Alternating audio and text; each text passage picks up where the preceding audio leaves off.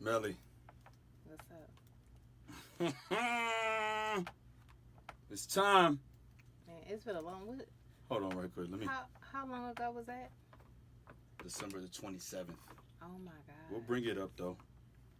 We gonna bring it up. Wait, I was that pregnant? Yeah. Dang. In 3, 2,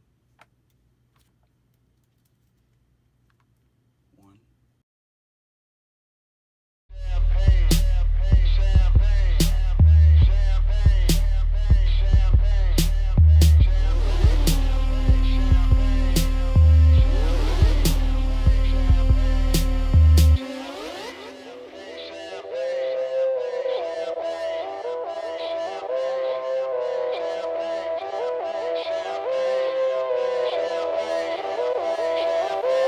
Yo, it feel like 95, Sachi on my body, Biggie, Jigga, Puffy, all that ballin' is a hobby. And I'm wildin' in my wallies, them valleys, no Pilates.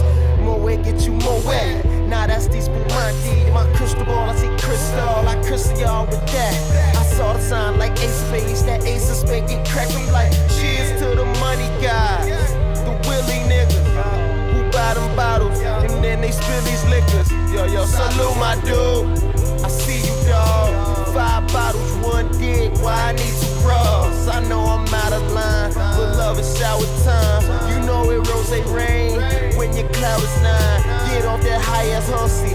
This a private party. Been on my dick too long. Your breath on private party. You gon' be nice and naughty. These walls on priceless Audi. This the upper crust. Fuck is up.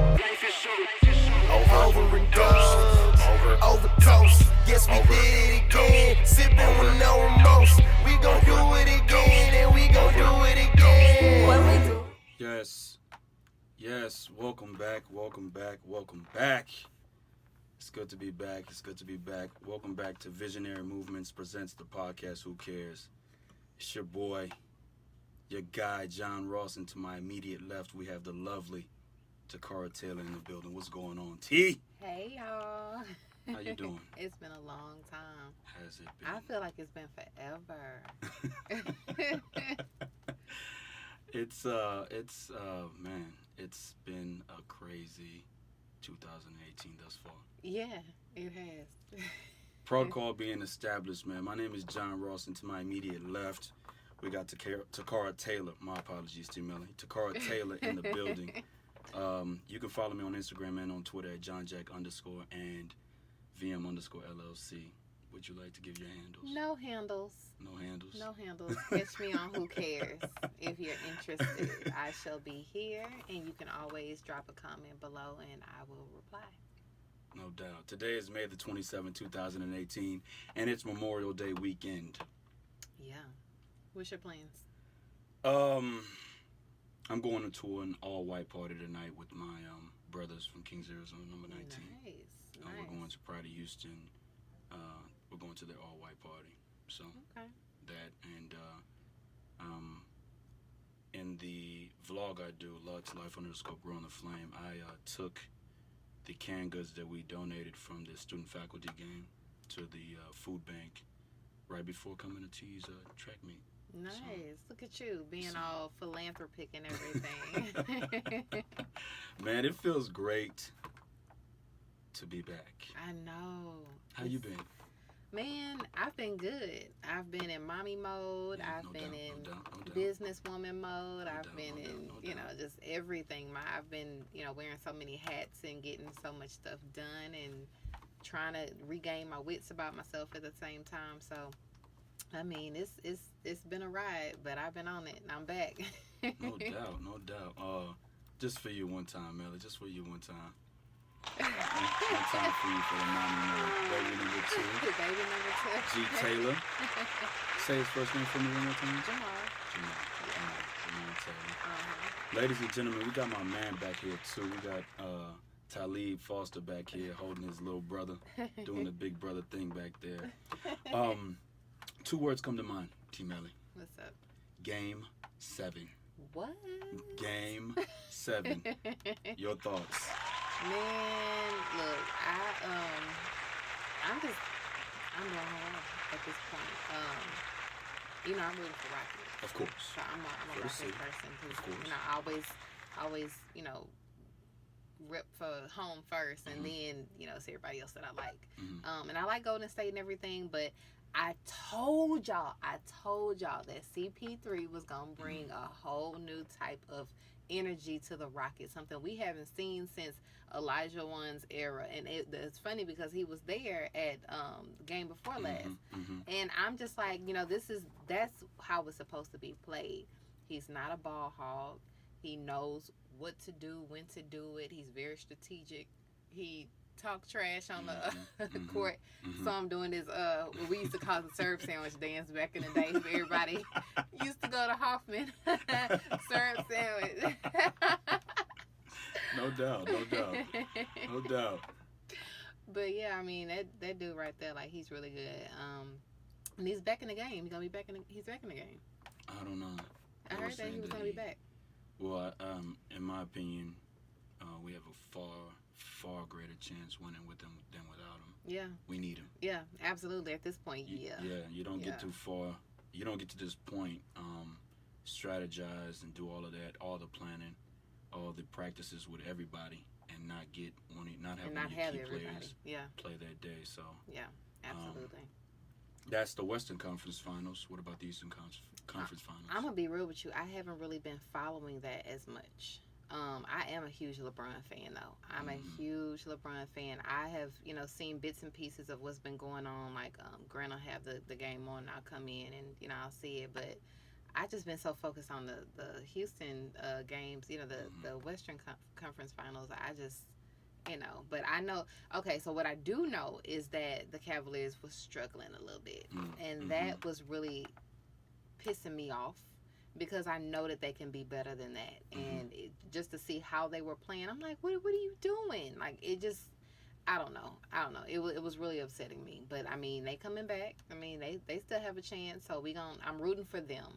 And then, of course, by default, when it is the Rockets and Cavaliers in the final game of the championship, I'm going to go for the Rockets by default. Well, I'm going to say no CP3. Golden State finna take it. I agree, unfortunately. And I'm going to go ahead and say, even though the Celtics are 10-0 at home this postseason, I've been on this podcast before and said that I've been a big LeBron hater. Yes, you have. I've said that before, but I'm going to say this, and I'm going to say it with 100% certainty. Game 7 tonight, LeBron James is going to win.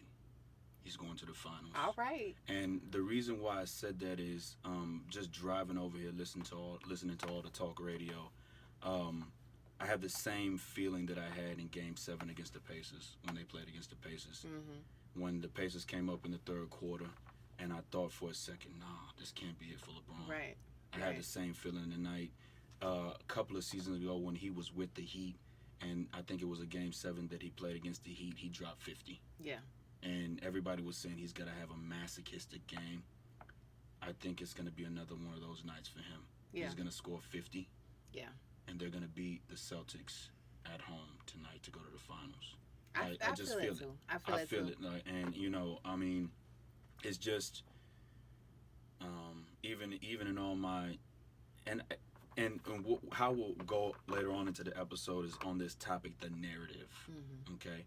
So, I don't like his narrative, the narrative that he brings about to the game. Right. And what I mean by that is not how he plays, not his demeanor on the court, and not what he represents. I hate the fact that everything's all about him. Right. But because he's such a big star, and he does what he does day in and day out on the court, and then what he does outside of the court, it kind of is like, okay, well, you really can't be mad at that. Right. But the narrative surrounding him, for me, is always like, man, what are the other Cavaliers that are playing with him thinking? But then again, they're not showing up. So yeah, and I feel like in that situation, a lot of them may feel like they're in the shadows of him. Yeah. But LeBron he is who he is. Like, he's talented, and that's all it boils down to. What I feel from LeBron, like, it's a lot of, I feel like because he is on a certain pinnacle within that team. Mm-hmm. I feel like he really shows up like every game, and I feel like it frustrates him when everybody isn't playing as hard as he is, because he wants it. But at the end of the day, I feel like he kind of hold back until he's under that last bit of pressure. And like game 7, last bit of pressure, like you said, this is gonna be it. Where he's gonna be like, you know what, I gotta do it for myself. I just gotta do it. So I feel you. He gonna show up. So you're going LeBron in the East and the Rockets in the West. Yeah. I'm going LeBron in the East, and I'm going without a CP3, the Warriors in the West. Yeah. So moving right along with the show, T. Melly. I don't know if you were aware, but I'd like to say, as an educator, my thoughts and prayers go out to the victims of Sante Fe High School. Yeah. Yeah. And I want to honor them with a moment of silence.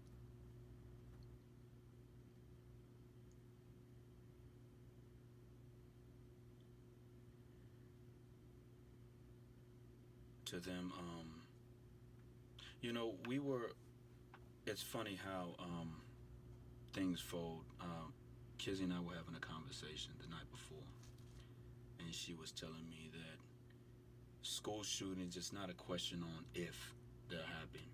It's a question on when. Mm-hmm. So I remember the next morning I arrived at school. We have with Memorial Day being tomorrow, we have 4 more days left in the school year. Mm-hmm. So I'm pulling up to school. Towards the end of the school years, I started to lag a little bit. I'm arriving late. Right. And I'm hearing stories about a shooting occurring in Sante Fe High School. And I was just thinking to myself, man, Kizzy just said it's not a matter of if, but when. Mm-hmm. And when happens to be this morning. So we ended up watching the news in all my class periods, because last week, at this point in time in the school year, kids are done. Right. So they're waiting to wrap the year, go through finals, and then start their summer off. So it was one of those things where, as an educator, I was just dumbfounded that, again, devastation and tragedy has happened to kids that are going to school to get an education. Mm-hmm.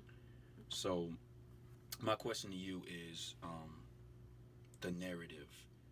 When will the narrative... Oh, and to add on a little bit, so T.I. went on social media and he posted the picture side by side of the shooter in Santa Fe and a kid in Texas who was facing the death penalty for 2 capital murder charges and aggravated assault charge.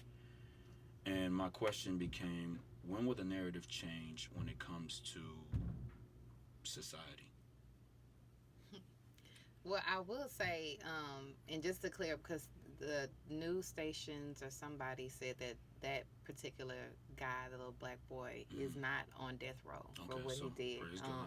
Praise God. But they did not say that he's not facing life without the chance of parole. So either way it goes, that's still a death sentence, because you'll never see, the light of day outside of a cage. And we're talking about, I think his name is Tay-Key, or what was it? The rapper. He was a rapper. I know he's a rapper. Yeah, I forgot his name, but we'll we can look. Go ahead. Yeah. Keep going.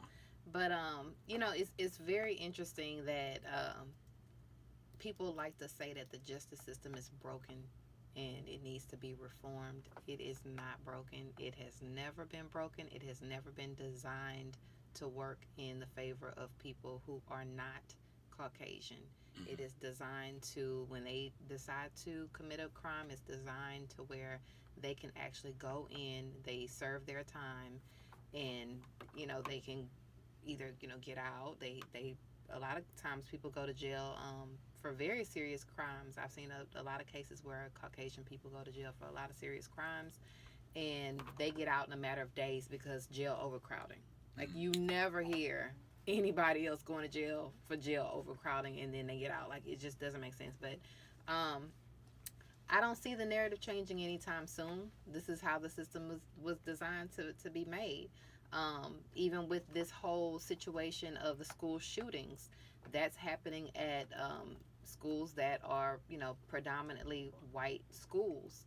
Where I went to school for high school, we had metal detectors. Mm-hmm. They forced us to bring our books to school in clear backpacks. Mm-hmm. And even at that time, Columbine had happened. And this is the reason why all of the schools in predominantly black neighborhoods decided to have clear backpacks.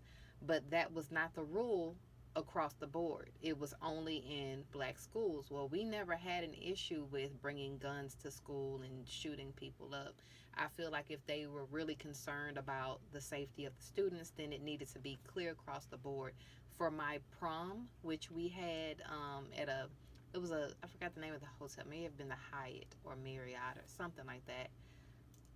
It was decorated really nicely for our entrance into our ballroom with this lane of balloons on both sides. And at the end of that lane, right before you went into the ballroom, was a metal detector.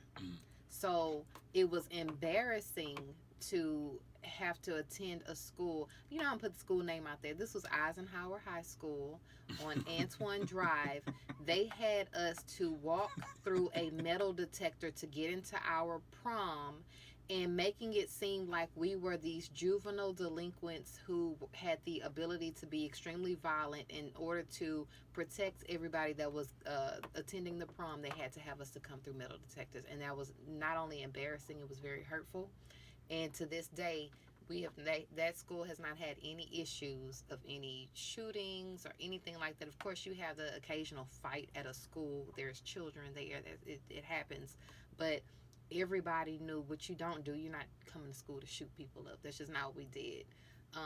But stuff like that, I guarantee you at any other school, even Sante Fe moving forward, what they're saying is, oh, well, we don't want to, we can't put metal detectors at every school because it's not cost effective.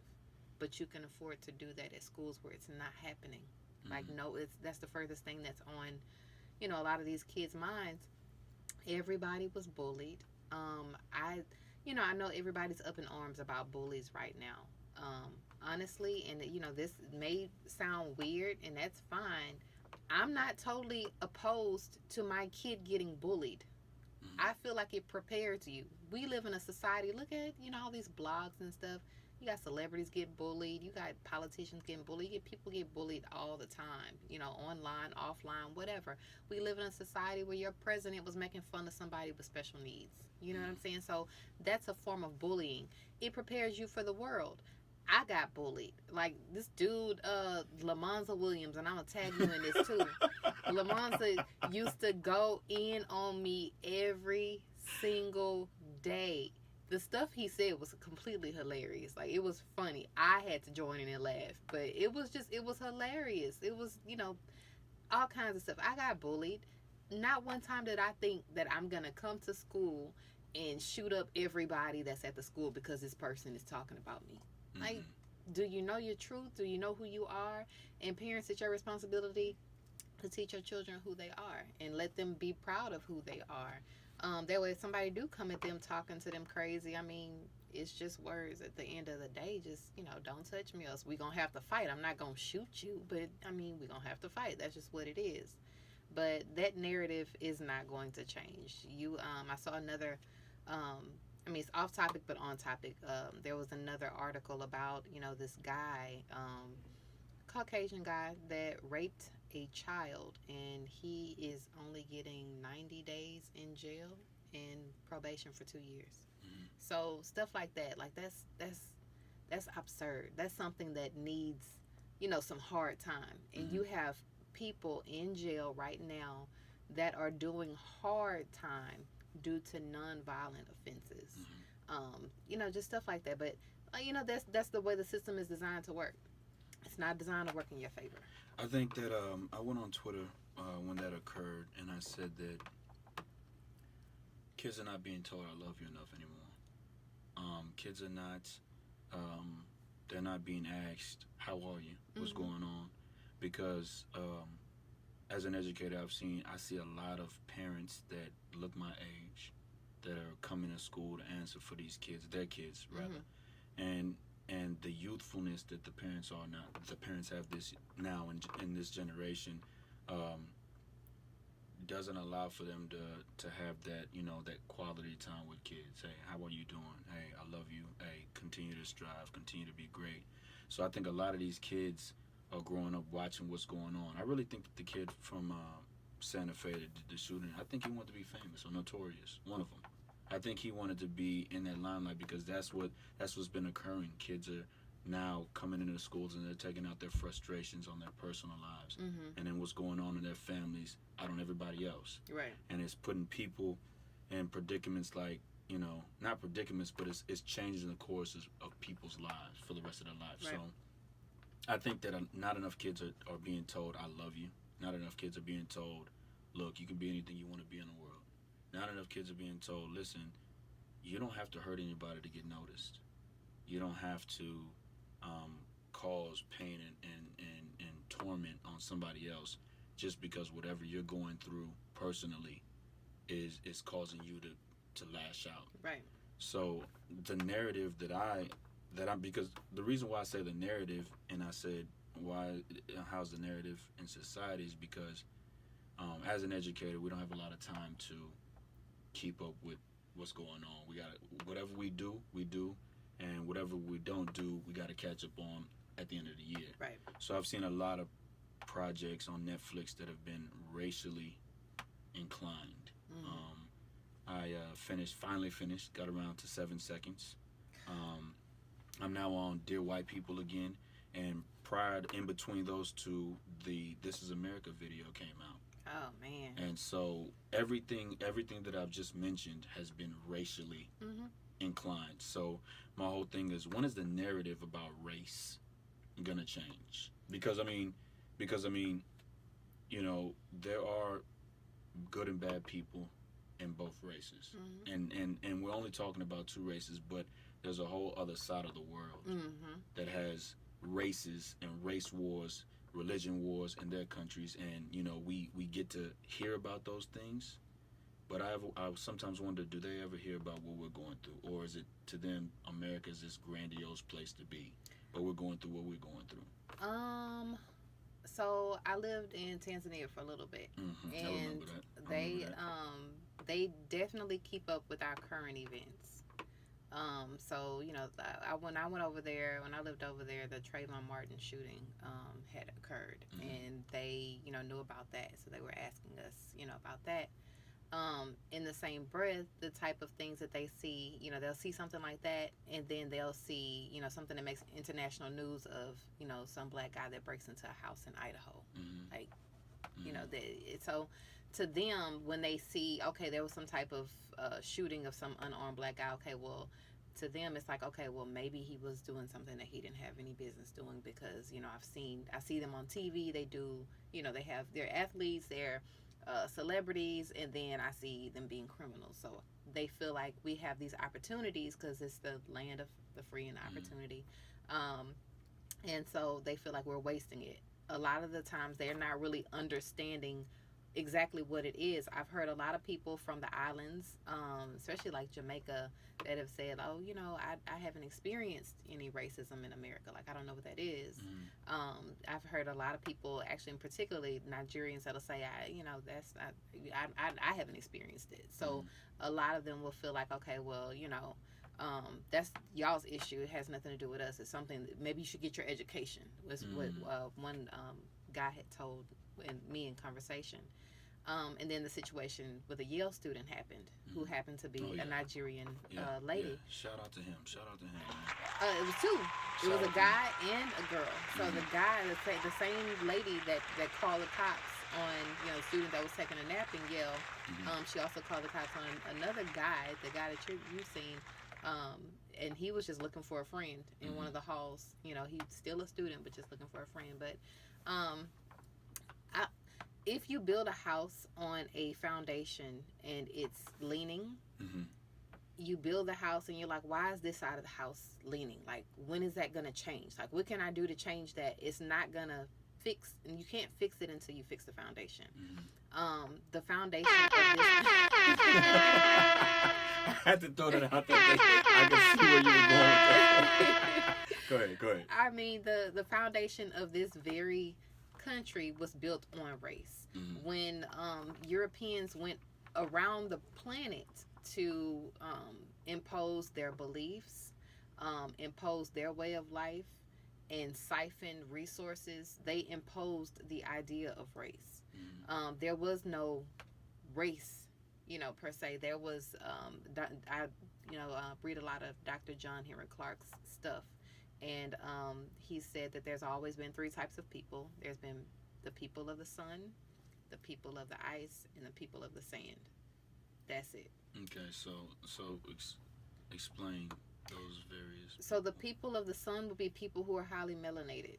So darker people, you're able to go out into the sun and, you absorb the sun rays with no issues, no burns, what have you. You have people of the ice who are the Caucasoids, who derive from the Caucasus Mountains of Europe, who are be Caucasian people, European people, Neanderthal derived people. And then you have people of the sand. You have the Arab who is of the sand. They, arid areas of the world. Jerusalem was once an Arab area originally, and so that is one of the reasons why there's such conflict over there. It's not so much of religion, it's more of this was our stuff first, like Pakistan and all of that was all theirs. But then once World War II concluded, the U.S. decided that we're just going to give the Jewish people this area, this land. And so now it's, so it's not really religion. It's still a thing that Europeans imposed on someone else, infringing on people's personal spaces and imposing race. So a lot of people say, oh, well, black people feel like white people are racist everywhere. When I went to Tanzania, and there were, white people there, whatever, they were on vacation, hell yeah, they was racist. Hell, even over there, it's, snapping at somebody, hey, bring me that, Did you experience a little racism from the Tanzanian people? Yes, a little bit, because what I have learned is that white supremacy is not so much a race thing, it's an ideology. So once you can get into somebody's head and convince them that, anything white is superior, is right, it's pure, their ideas, their whatever, that's the way you should go, then they'll adopt that themselves. So yeah, we experienced a little bit of that. It wasn't much though. It's definitely not something that I feared or anything like that. It's just, lack of knowledge. So that I can give a pass to. But it's just, I don't know, man. It's the foundation of this country is it's whack. And that narrative will never change. I don't think it's going to change. It would need to be rebuilt from the ground up. And I'm trying to say that without sounding like it's not making a terroristic threat. Of okay, course not. I'm just saying. Yeah. I mean, at the end of the day, I feel like it's very important for people of color, black people, Latinos. At the end of the day, what white people don't like to admit to is that they have a serious problem. Like they have a problem. You meet somebody for the first time and you don't like the way that they're not talking and they're not saying anything. Like the guys that went on a college tour, two Native American guys, they say Native American or could be Latinos. They were just being quiet and they were on a college tour. White woman calls the police on them and says that they're making her nervous. And the police show up for that. Just stuff like that. They have a serious problem. So I don't see them changing. That's just who they are. I accept them for who they are. It is what it is. Yeah. Speaking on education, this summer, Visionary Movements is taking a group of kids on a college tour. I absolutely admire you for that. So, and the idea came up about, I was talking to a senior in my class, and I asked her if she, where she was going to college. She said she was going to do a JUCO, which is not a problem. I'm not against kids going to JUCOs, especially if you're not ready. That's junior college. Yeah, and a lot of kids will begin to adapt to the fact in high school that, okay, well, I'm going to have to study to make good grades. I want to go to college. See, a lot of kids say they want to go to college, but they don't understand that even right now, this D you're making right now is affecting your chances of getting to the school you want to go to. Right. So she said she wanted to go to a JUCO. I said, okay. She said she wanted to go to blend. And I said, okay, I think blend feeds into A&M, but blend is also on the way to, or maybe even past PV. It might be in the middle, before, or in the middle after. I'm not sure. I think it's after. After. So I said, have you thought about going to an HBCU? And she said something along the lines of, I don't know what that is. And so I kind of was just like, okay, have you ever heard of Howard? Because that was my dream school coming out of high school, was to go to Howard or whatever. So she was like, nah. So I was like, do you know where DC is? And she was like, nah. And I was thinking in my head, something's wrong here. What's going on? So I said to myself, I think I want to do a college tour just to get kids acclimated with the process of, well, I want them to hear from the mouth itself of a college student who was once in their shoes. Right. So I want the guide to tell them, all right, well, this is what you got to do. Somebody other than myself who preaches this 8 hours of the day. All right, college. If it's for you, it's for you. If it's not for you, it could be for you. But hey, I'm not pressing it on you. Yeah. You'll find out yourself when you get to that point. But just to talk to them about financial aid and what it is, the process about applying, and SAT scores, so that they hear from a third party. So it's not like, okay, well, my mother's saying it or my teacher's saying it. Now I got this college student who's a year older than me telling me this. So let me kick it into gear. You know what I mean? So we're going to do a college tour, and our first date is June the 8th, and we're going to Dillard University. I absolutely admire you for this. I mean, the thing is, a lot of people, say what they say about, kids or whatever, especially around the time where they're getting ready to graduate. And, a lot of people that's freshly graduated, they just haven't had that exposure. And I think that's what I know that's what you're doing. You're giving them that exposure to options. And I've always said, particularly when I applied for school, I was like, I didn't want to go to a school where I would not have been accepted based on the color of my skin 40 years ago. Every school I applied to, I got into. I didn't just apply to HBCUs, but I did go to TSU. And I absolutely, that experience that I got at that HBCU is unmatched and has prepared me beyond measure. Was actually one of the legends of TSU is still there. I think he should probably be 99 this year or 100. Dr. Thomas Freeman.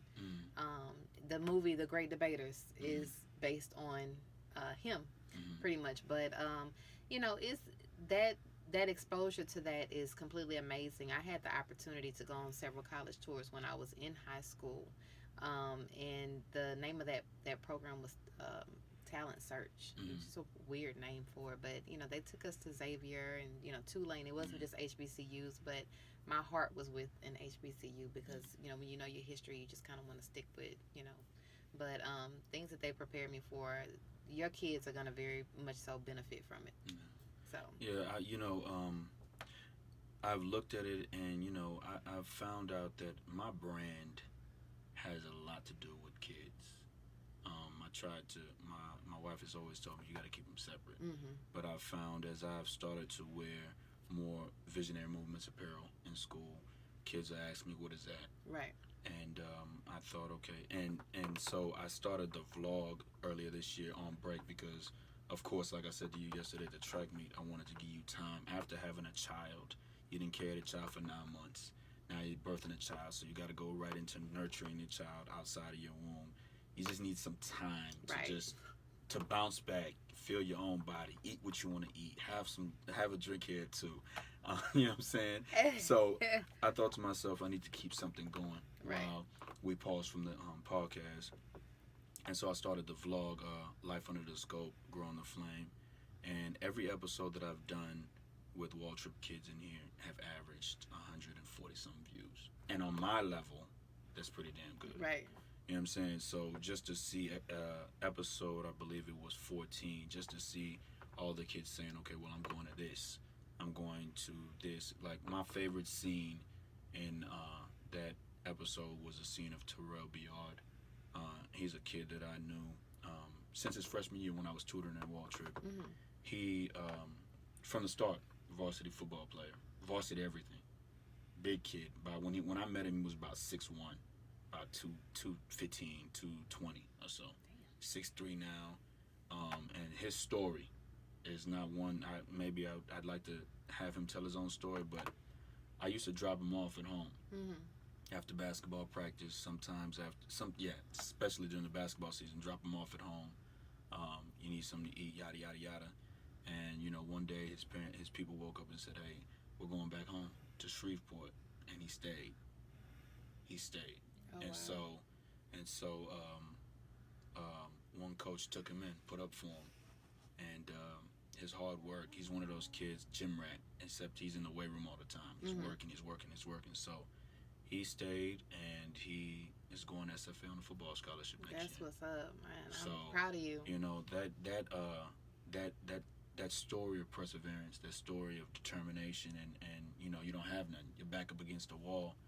That's the type of thing that I've realized that a lot of these kids don't have that because they had what Terrell didn't have, and that is a family supporting them. But when your family goes, who do you have left? You have educators that care, educators that are there to help you and hold you down. And if not for the coach that took him in, if not for coaches that helped him, Right. who's to say where he'd be? So, Right. It's his stories like that motivate me to want to, make sure that other kids get the opportunity, because Right. a lot of these kids will graduate and that'll be it. You know what I'm saying? So I just want to provide an opportunity. And, some of these kids ain't never been outside of the city.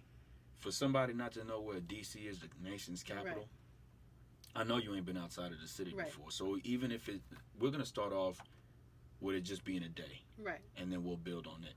Maybe we'll get a bus and we'll drive around down the coastline, the Boot, Mississippi, Alabama, Georgia, get all the way up to D.C. and come home. Yeah. Maybe in the future, but that's what we've got planned for this summer, and putting that on wax, putting that so everybody can see it, because it's gonna be a blast. That is going to be amazing. Even just hearing the young man's story is amazing. That's what's important, especially for our community.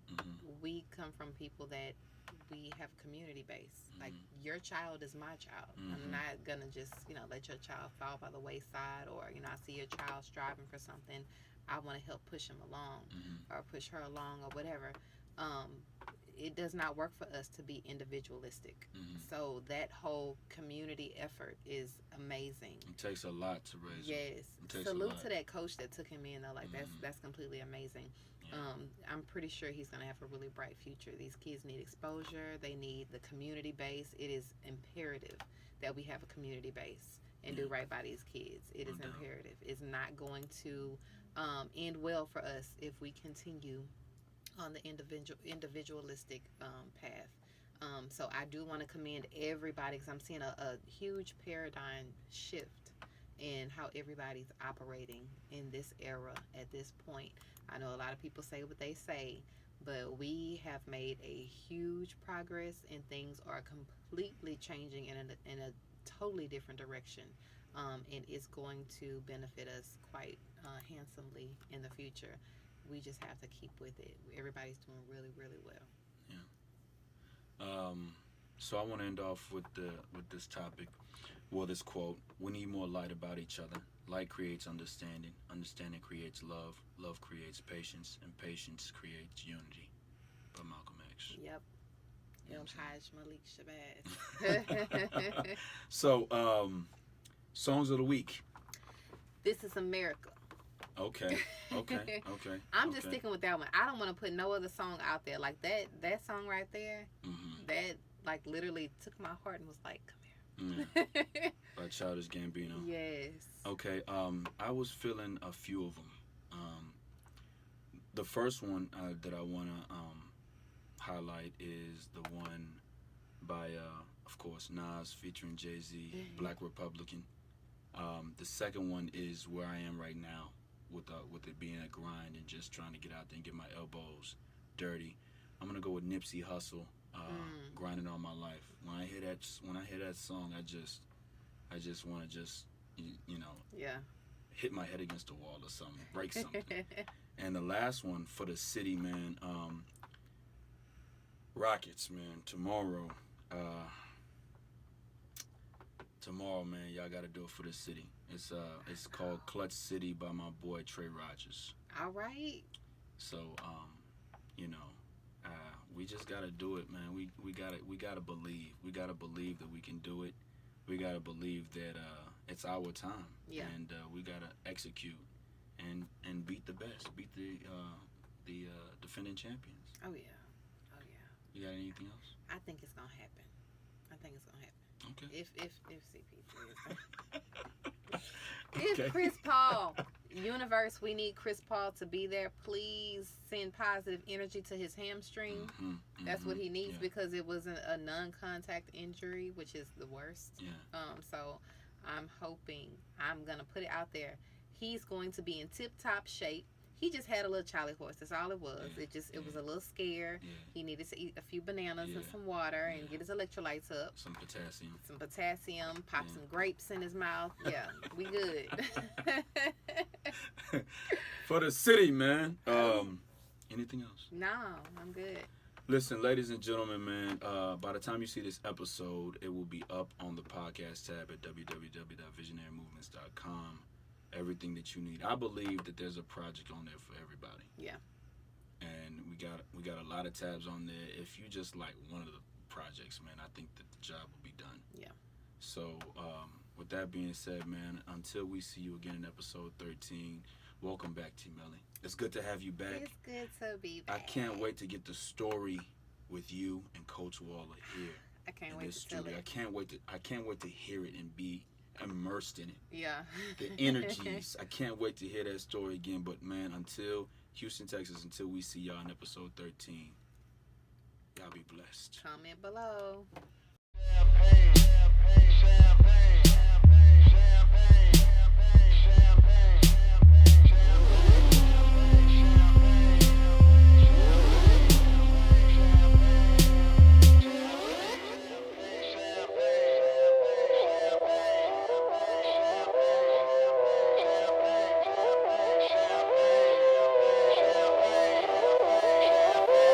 Yo, it feel like 95. Sachi on my body. Biggie, jiggle, puppy. All that ballin' is a hobby. And I'm wildin' in my wallies. Them valleys, no Pilates. More wet, get you more wet. Nah, that's these Spumante. My crystal ball, I see crystal. I crystal y'all with that. I saw the sign like Ace of Spades. That Ace of Spades get cracked. I'm like, cheers to the money guys. The Willie niggas who buy them bottles. And then they spill these liquors. Yo, salute my dude. I see you, dog. 5 bottles, 1 dick. Why I need 2 bras? I know I'm out of line, but love is shower time. You know it rose rain when your cloud is 9. Get off that high ass hussy.